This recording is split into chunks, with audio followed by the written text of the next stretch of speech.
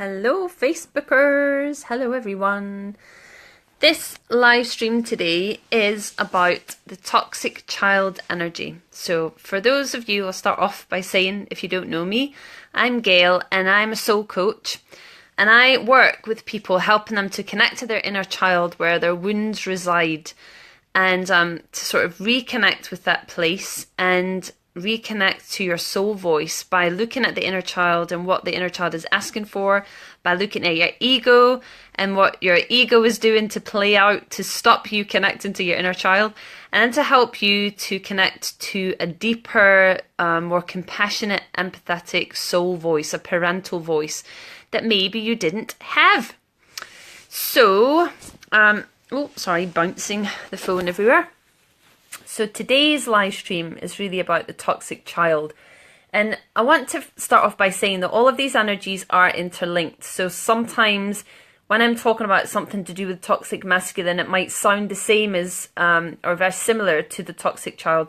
And they are, but sometimes they come from a different place. So for example, the toxic masculine energy can come from, maybe if you've had like a really strong parental figure who was very aggressive, then that voice inside, if it plays out in you as aggression, will probably be from that parent, and that will be like the parental voice within, which might be sort of thwarting your creativity and might be very left-brained and wanting to take action and stuff like that.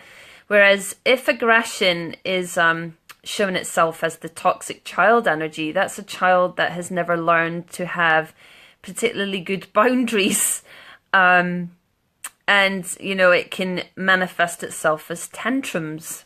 So whilst it basically manifests in 3D as a similar, you know, kind of experience, it comes from a different place. Sorry, I'm messing about with my hair a lot. So thank you for joining. I've got funny light again. I seem to get really strange light whenever I go to do a live stream. I should really check. I think I'll move a little bit forward. You bear with me. So hello to Donna. Hello, lovely Donna. Hello to Fiona. Adrian as well. Thank you for joining. And if any of this calls to you, whilst I'm swinging about trying to get a decent light, if any of this information calls to you, then I am doing still at the moment, I'm doing some free soul sessions. So basically I'm doing this to show you what this work can do for you. And usually what happens is people would do a gifted soul session with me, and we go through connecting to your inner child. We talk to the parts of you that have kind of been long forgotten, and we look at your mother and your father and maybe some more of your family line, and we look at how it's manifesting in the world. And then after that, if you want to continue to work with me, you can, but you're under no obligation. So I am going to be posting some testimonials from some people who've worked with me, which you'll be able to view, because I always think it's much better when it comes from the horse's mouth rather than me just saying that this stuff works. It's much better to listen to people who have experienced my sessions. David says, hi Gail, just waiting to go in and see Imani live. Wow, lucky you. Wish her luck and send her lots of love. I wish I was there. I'm in Brighton at the moment, and this quirky little flat's kind of cute. It's got like little skylight and everything. So, back to the topic before I bore everyone with that. So, I explain the layers of the self this way. Or rather, I should say the layers of the wounded self, because there is such a self inside. You know, if I talk about soul, then I obviously believe that we have a connection to a higher self, a higher purpose, and to a place where actually we can feel ourselves in, I want to say happiness the majority of the time. But when I say happiness, I don't mean an absolute peak of, you know, kind of, oh, what's the word? You know, passion and euphoria.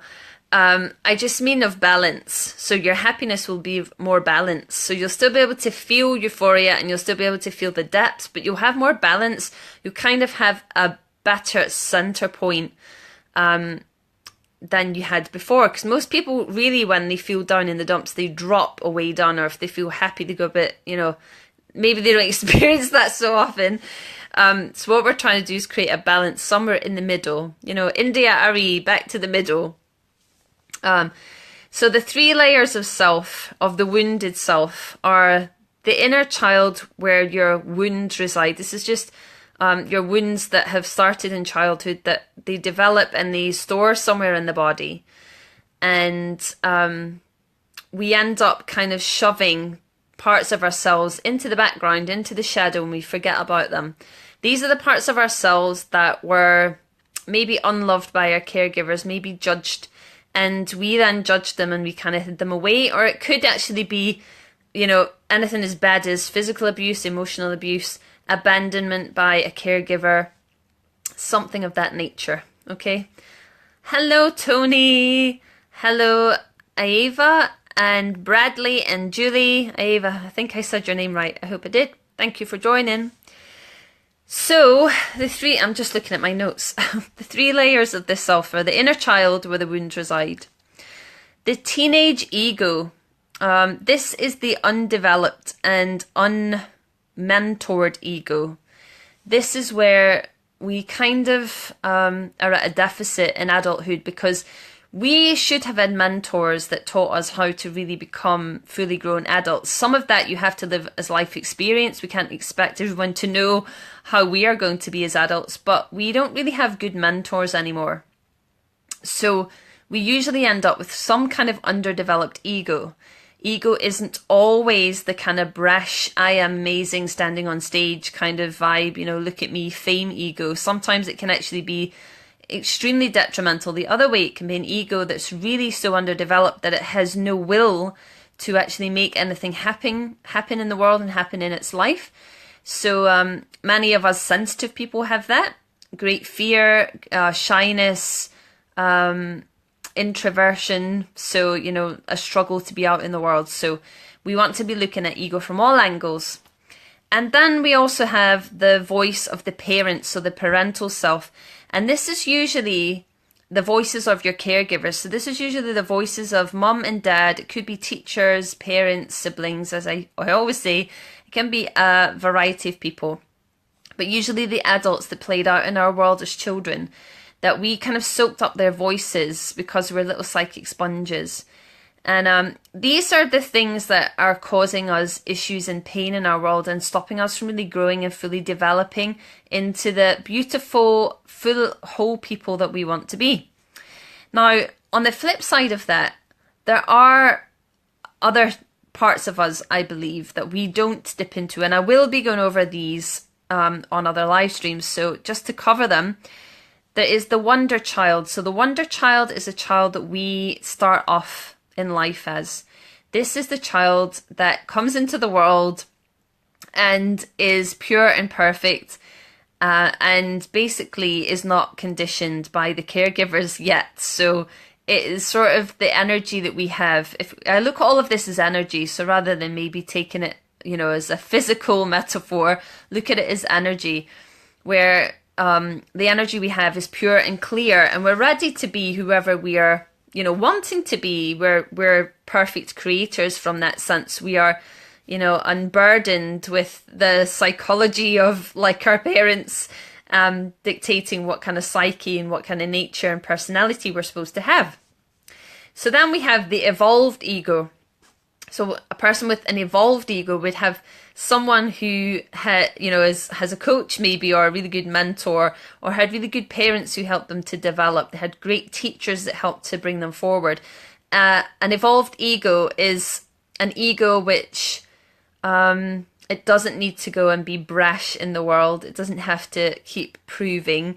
It doesn't have to hide away and be quiet. It doesn't have to do any of that. It actually knows itself. Someone with an evolved ego is someone who stands solid within themselves for most of the time, maybe not all of the time, because we're human. The soul voice is the next part. So instead of having a parental voice, a voice of one of your caregivers, you would have a voice which is really wholly connected to you. So no matter what other people are saying you should do, or you shouldn't do, or who you should be or you shouldn't be, or what you should say and you shouldn't say, and being very highly torn between all of that, your soul voice will be so connected to your heart and the rest of your body and your system that no matter what's going on outside of you, you can always feel that anyway, that resonating within.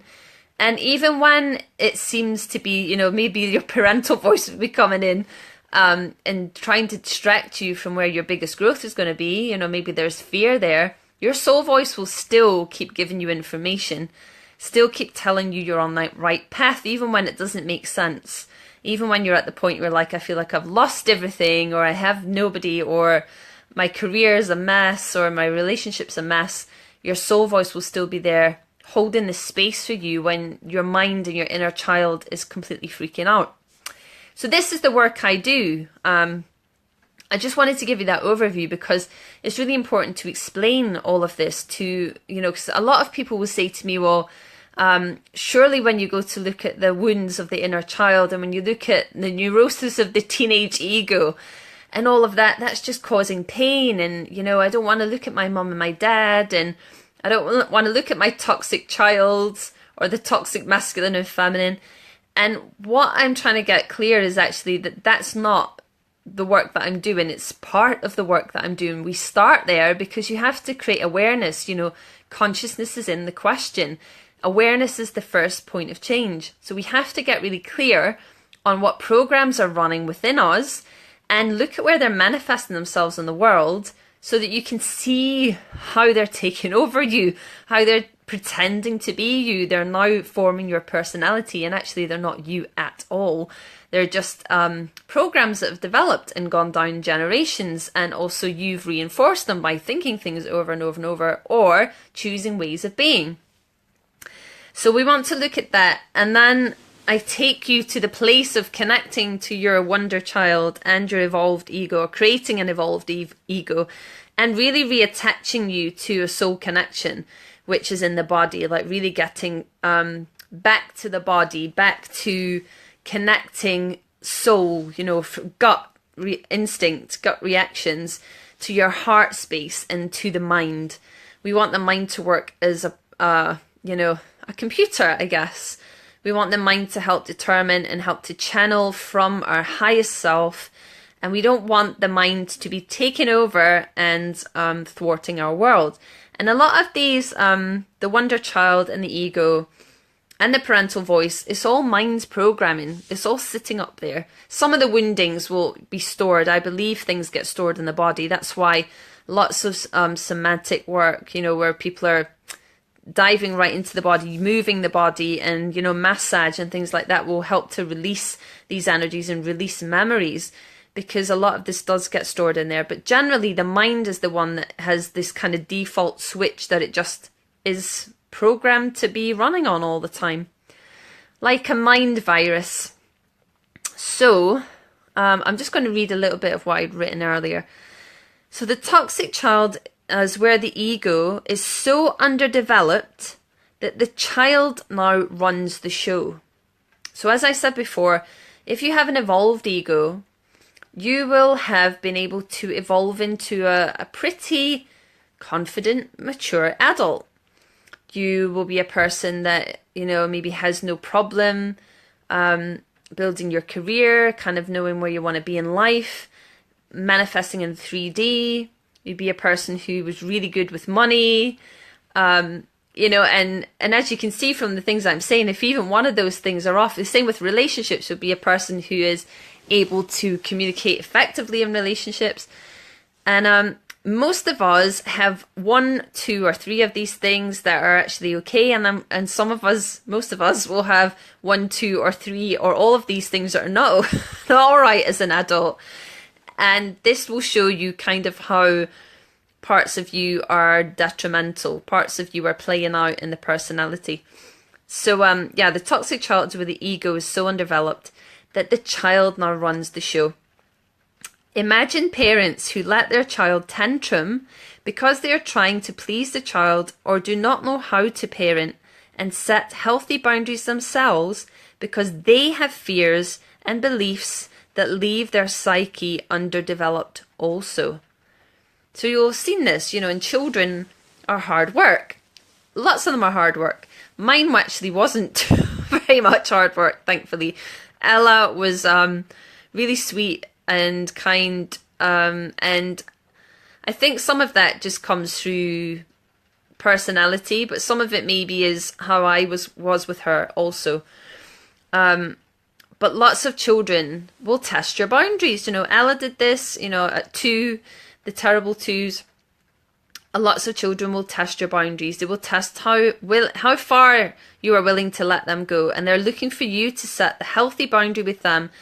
They are looking for you to help them to manage their emotions. Emotion being the key word, okay?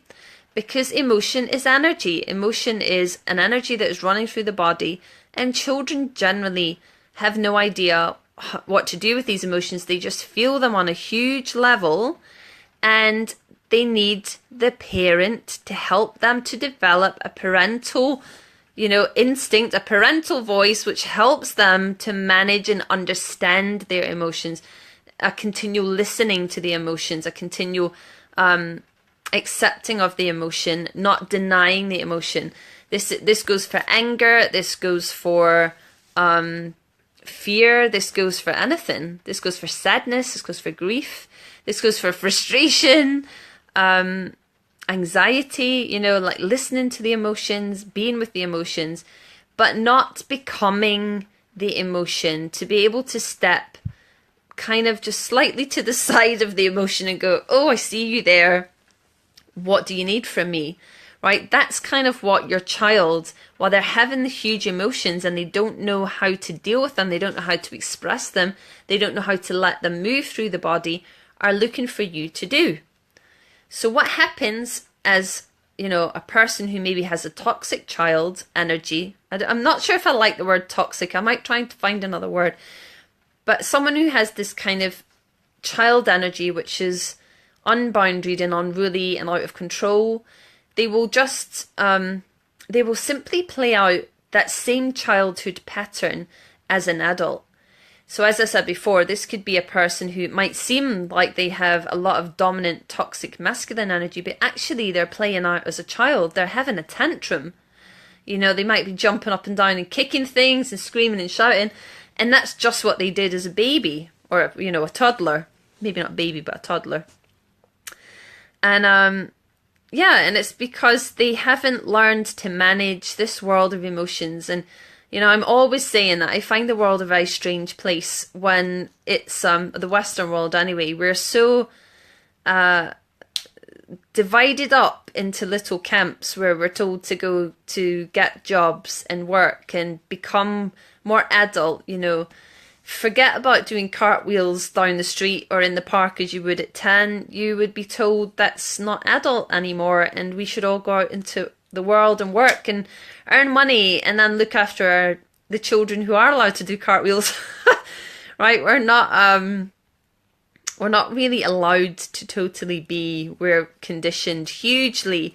And a huge part of that, you know, if not the biggest part of that, the most grotesque part of it, is that we're not allowed to feel. We've been told we're not allowed to feel the things that we have going on in us. This, you know, harkens in my ears. I'm okay. I'm fine. How are you? I'm great. You know, these conversations which are not vulnerable and, you know, they're divisive, basically. They are sort of, we're conditioned to be divided or to hide. That's what I want to say, really. To hide away these parts of ourselves. So, other ways that the toxic child can show up, it doesn't have to just be aggression, which can lead to abuse and blaming and shaming. It can also be ignoring, because that's what children do when you're asking them to do something and they really don't want to, and you can't set a healthy boundary with them as a parent. So they just keep ignoring you and they do whatever they want. So you might become an adult who's learned that actually, from a parent who just let you do what you want, that you actually get to do whatever you want, and you make everyone's life hell if you don't get to do what you want. So that could be what's going on. There could also be a flip side of that, actually. If you're a parent who never let you do what you want, you might manifest that I will do what I want anyway. because you've had a parent who really set huge boundaries, terrible boundaries, ones where you couldn't grow and evolve. That could also happen. But your ego with the toxic child energy can also be people pleasing. It can also be, instead of being brash ego, like I said before, it can be a person who tries to constantly please and prove, because they were always trying to constantly please and prove to their parents, which is actually the approval is the seeking of love. So it's the constant, please see me, I'm here, I'll do anything to be loved. And that kind of ego is that, like I said before, that can be so divisive and sneaky, because it just hides away. Like a lot of the time we don't know we're doing it until we end up in relationships as an adult like it, or careers, jobs, where we end up doing the same thing, where we're constantly trying to prove ourselves and other people just keep taking because we keep giving and giving and giving. It can also manifest itself as a person who has a hard time being in the 3D world. So they might not be very good with jobs and careers. They might be terrible with money management. So they might not be able to save money. They might have no awareness of money either. So they might not even have a clue how much they're spending, because they haven't learned. They haven't been shown how to do that. Maybe their parents were the ones that always dealt with all of those things and just kept parenting them. So they might have been like that. Or they might just have had parents that didn't know how to make money or kept losing money. Maybe they were, gambling money, or maybe they kept losing jobs because of addictions. So we kind of end up with this in our subconscious, where we also don't know how to manifest money and create it in our world.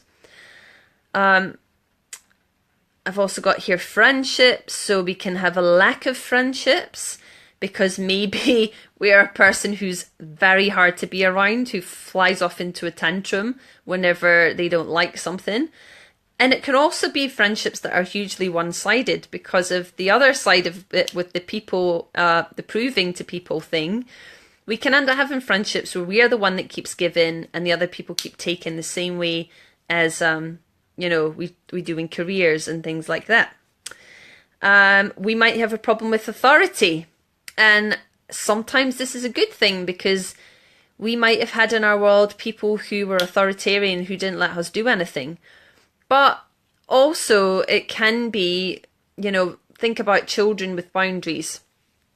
With boundaries, put my thinking cap back on, not with boundaries. Children who don't have boundaries, they don't know what authority is, because they don't respect it, because they didn't have respect for the parents, because they could basically do what they liked. So in a sense, that with a balance of that, you can create an adult who has a really healthy respect for other people, and who also can go out and manifest, things in the world that they want to do with ease. But when we have someone who's had no boundaries at all, it can create a person who has no respect for any kind of authority at all. And then basically all of this boils down to fear. So there's huge fear under there when we don't set healthy boundaries to our children, because they don't totally feel solid. So if you imagine that energy, that kind of toxic trauma, like tantrum energy playing out in a child, they just don't feel safe. They're looking for you to hold and be with them, basically. Be there for them. Show them the way. And what we need to do is, as adults, is go back and reconnect to our inner child, connect to the parts of us that were lost or wounded, and set healthy boundaries with ourselves. So with toxic child energy, it's basically about boundaries.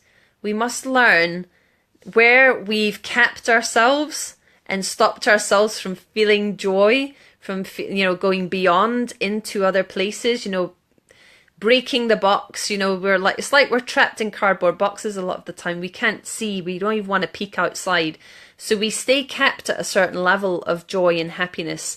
We stay capped at a certain level of money and joy in relationships and where we're going to go in the world, like in our career and all of that juicy stuff. That's one part of it.